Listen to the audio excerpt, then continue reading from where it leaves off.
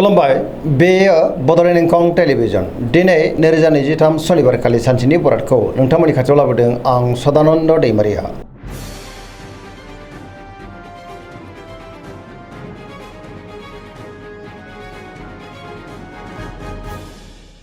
सिगां फरायनो लादों मेष राशि गिबि हांखो अ ल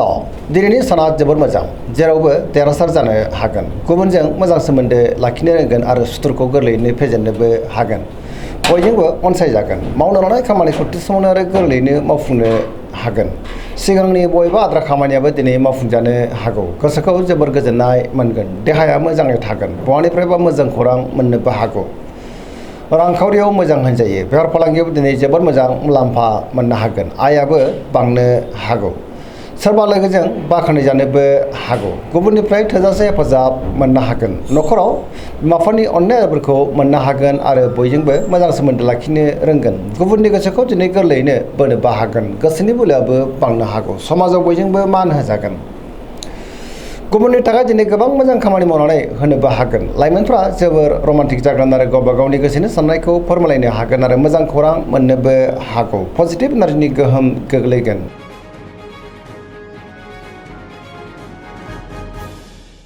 वृष राशि गिबि हांखो इ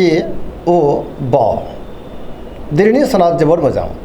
गोसोखौ दिनै जोबोर गोजोननाय मोनगोन गोदान थांखि लानो रोंगोन गोसोनि बोलोआ बांनो हागौ मोनफ्रोम बिथिङावनो जाफुंसारगोन गोबां मोजां खाबुबो दिनै मोननो हागौ गोसोआ जोबोर खुसि जागोन गोसोनि बोलोआबो दिनै बांनो हागौ मावनो लानाय खामानिखौ मावफुंनोबो हागोन समाजाव दिनै बयजोंबो मान होजागोन रांखावरियाव मोजां बेफार फालांगियावबो मोजां गोबां धोन आरजिनोबो हागोन सोरबा लोगोनिफ्राय मोजां खौरां मोननोबो हागौ न'खराव बिसि फिसायनि गेजेराव अनलायनाय फैगोन बिदा फंबायनिफ्राय दिनै थोजासे हेफाजाबबो मोननो हागौ सोरबा लोगोनिफ्राय मोजां खौरां मोननानै गोसोआ दिनै जोबोर खुसि जागोन देहाया मोजाङैनो थागोन गुबुननिफ्राय थोजासे हेफाजाबबो मोननो हागौ जायखि खामानि मावा मानो मोनफ्रोमबो खामानिखौनो दिनै गोरलैयैनो मावफुंनो हागोन लोगोफोरनिफ्राय अनसायनाय मोनगोन गोसोनि साननायफोरा दिनै मोगथाङाव जाफुंनोबो हागौ पजिटिभ एनार्जिनि गोहोम गोग्लैगोन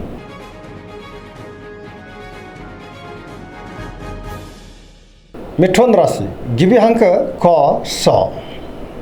दिनैनि साना जोबोर मोजां पजिटिभ एनार्जिनि गोहोम गोग्लैगोन मोनफ्रोमबो बिथिङावनो जाफुंसार जानो हागोन गोबां मोजां खाबुबो दिनै मोननो हागौ गोथों आरो गोग्गो साननो रोंगोन गियाननि आंखाल जानाय नङा सोरबा लोगोजों बाख्नायजानोबो हागौ गोसोआव गोथों आरो गोग्गो साननाय फैगोन देहाया दिनै मोजाङैनो थागोन सिगांनि बबेबा जेंनायाबो दिनै सुस्रांजानो हागौ रांखावरियाव मोजां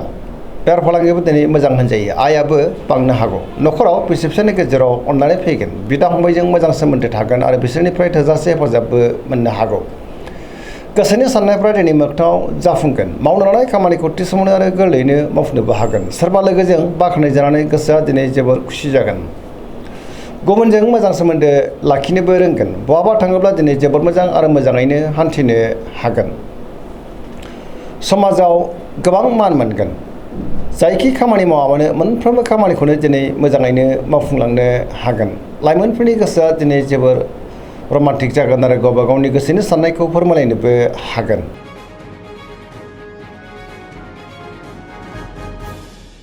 कर्कट राशि गिबि हांखो द ह दिनैनि साना मोजां आरो गाज्रिनि गेजेरजों बाबेनलांनो हागौ गोसोआव गोनो गोथो साननाय फैनोबो हागौ गुबुननि थाखाय नाङा फाङा जेंनायाव गोग्लैनांनोबो हागौ माबा नङा माबा मोनसे गोरोन्थि मावफ्लांनो हागौ सोरबा लोगोजों दिनै रायखोमा जानोबो हागौ गोसोनि साननायफ्रा देबर नांगोन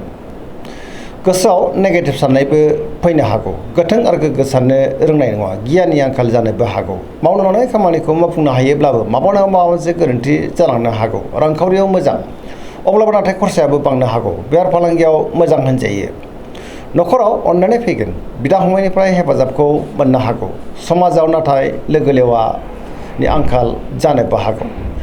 देहाया मोजाङैनो थागोन अब्लाबो नाथाय जानाय लोंनायाव सांग्रां जानांगोन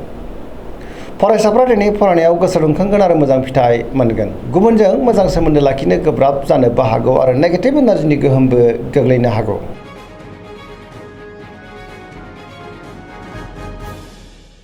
सिंह राशि गिबि हांखो म ट दिनैनि साना जोबोर मोजां गोसोनि साननायफ्रा दिनै मोगथाङाव जाफुंनोबो हागौ गोसोआव बोलो बांगोन पजिटिभ साननो रोंगोन गियाननि आंखाल जानाय नङा गावनि गोसोनि साननायखौ दिनै गुबुननो फोरमायनोबो हागोन मावनो लानाय खामानिखौ थि समावनो आरो गोरलैयैनो मावफुंनो हागोन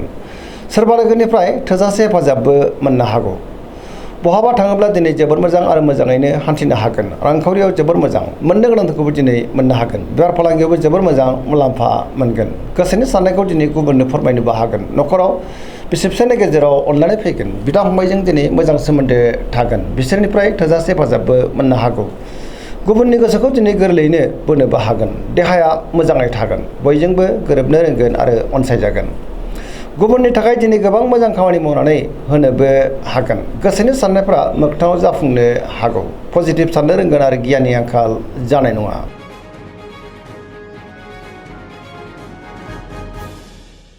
कन्या राशि गिबि हांखो प ट दिनैनि साना मोजां आरो गाज्रिनि गेजेरजों बाबेनलांनो हागौ गुबुननि थाखाय नाङा फाङा जेंनायाव गोग्लैनांनोबो हागौ गोसोनि साननायफ्रा देबार नांगोन नेगेटिभ साननाय फैनोबो हागौ गोथों आरो गोग्गो साननो रोंनाय नङा गियाननि आंखाल जानोबो हागौ मोनफ्रोमबो बिथिङावनो दिनै सांग्रां जानांगोन रांखावरियाव मोजां अब्लाबो नाथाय खरसायाबो बांनो हागौ बेफार फालांगियाव मोजां होनजायो देहाया दिनै बारा मोजां थानाय नङा गोबां रोखोमनि देहायारि जेंनाजों मोगा मोगि जानांनोबो हागौ जानाय लोंनायाव सांग्रां जानांगोन न'खराव अनलायनाय फैगोन गोबां खामानियाव दिनै मुखुबबो थानांनो हागौ सोरजोंबा रायखोमा जानोबो हागौ गोसोनि साननायफ्रा देबार नांगोन नेगेटिभ एनार्जिनि गोहोम गोग्लैनोबो हागौ लाइमोनफ्रा दिनै जोबोर आला खाला जागोन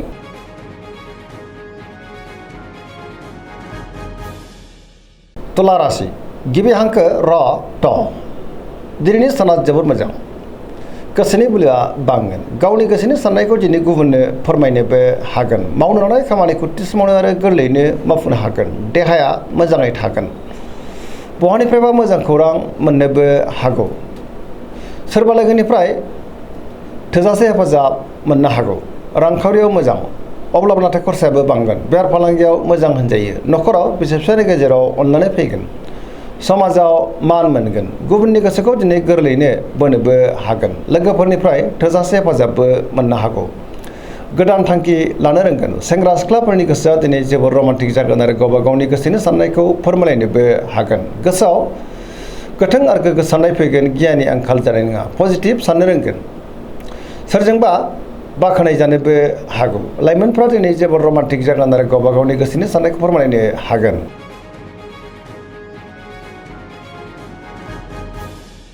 वृश्चिक राशि गिबि हांखो न स दिनैनि साना जोबोर मोजां समाजाव लोगो लेवा बांगोन गोबां मोजां मोजां खाबुबो दिनै मोननो हागौ पजिटिभ साननो रोंगोन गियाननि आंखाल जानाय नङा मोनफ्रोमबो बिथिङावनो जाफुंसारगोन समाजाव दिनै बयजोंबो मान होजागोन गोबां मोजां मोजां खाबुबो मोननो हागौ सोरबा गोजाम लोगोजों बहाबा लोगो मोननानै गोसोआ दिनै जोबोर खुसि जागोन बहाबा थाङोब्ला दिनै जोबोर मोजां आरो मोजाङैनो हान्थिनोबो हागोन गोथों आरो गोग्गो साननो रोंगोन गियाननि आंखाल जानाय नङा मावनो लानाय खामानिखौ थि समावनो आरो गोरलैयैनो मावफुंनोबो हागोन गुबुननिफ्राय थोजासे हेफाजाबबो मोननो हागौ गोसोनि साननायफ्रा दिनै मोगथाङाव जाफुंगोन गोसोनि बोलोआबो बांगोन गावनि गोसोनि साननायखौ गुबुननो फोरमायनानै गोसोआ दिनै जोबोर गोजोनगोन न'खराव बिसि फिसायनि गेजेराव अनलायनाय फैगोन गोबां मोजां मोजां खाबुबो दिनै मोननो हागौ रांखावरियाव मोजां बेफार फालांगियावबो मोजां होनजायो सोरबा लोगोनिफ्राय दिनै थोजासे हेफाजाबबो मोननो हागौ गावनि गोसोनि साननायखौ गुबुननो फोरमायनोबो हागोन सोरजोंबा बाख्नाय जानानै गोसोआ दिनै जोबोर गोजोनगोन लाइमोनफोरा जोबोर रमान्टिक जागोन आरो गावबा गावनि गोसोनि साननायखौ फोरमायलायनो हागोन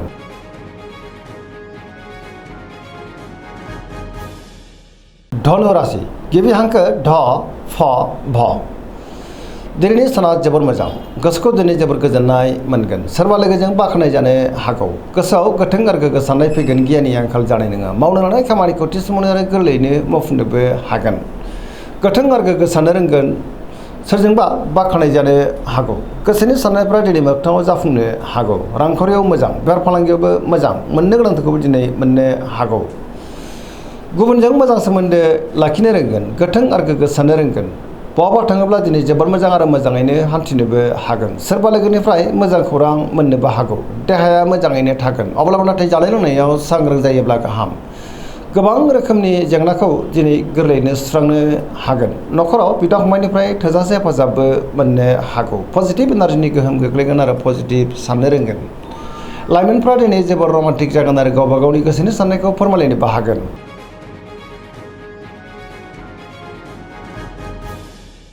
मकर राशि गिबि हांखो ख ज दिनैनि साना जोबोर मोजां गोसोनि साननाया मोगथाङाव जाफुंनोबो हागौ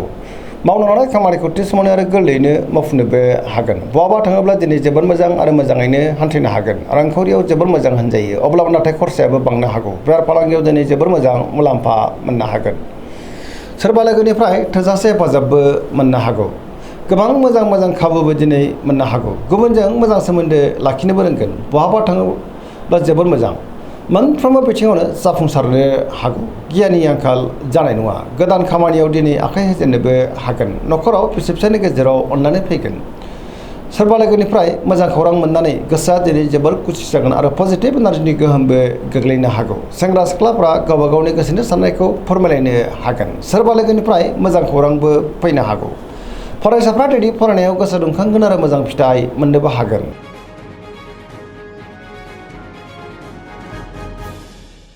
कुम्भ राशि गिबि हांखो ग स दिनैनि साना मोजां आरो गाज्रिनि गेजेरजों बाबेलांनो हागौ गोसोनि साननायफ्रा देबार नांगोन गोसोआव दिनै गोनो गोथो साननाय फैनोबो हागौ मावनो लानाय खामानिखौ मावफुंनो हायोब्लाबो माबा नङा माबा मोनसे गोरोन्थिबो मावफ्लांनो हागौ बहानिफ्रायबा हरखाबै गाज्रि खौरांबो मोननो हागौ समाजाव नाथाय मान मोननो हागोन गोबां मुंदांखा सुबुंजों दिनै लोगो मोनज्लायनोबो हागौ रांखावरियाव मोजां बेफार फालांगियावबो मोजां होनजायो सोरबा लोगोनिफ्राय हेफाजाबबो मोननो हागोन देहाया नाथाय बारा मोजां थानाय नङा गोबां रोखोमनि देहायारि जेंनाजों मोगा मोगि जानांनोबो हागौ जानाय लोंनायाव सांग्रां जानांगोन न'खराव अननानै फैगोन गुबुननिफ्राय हेफाजाब लानांनोबो हागौ बिमा बिफानि अननायफोरखौ मोननो हागोन अब्लाबो नाथाय नेगेटिभ एनार्जिनि गोहोमबो गोग्लैनो हागौ सांग्रां जानाया गाहाम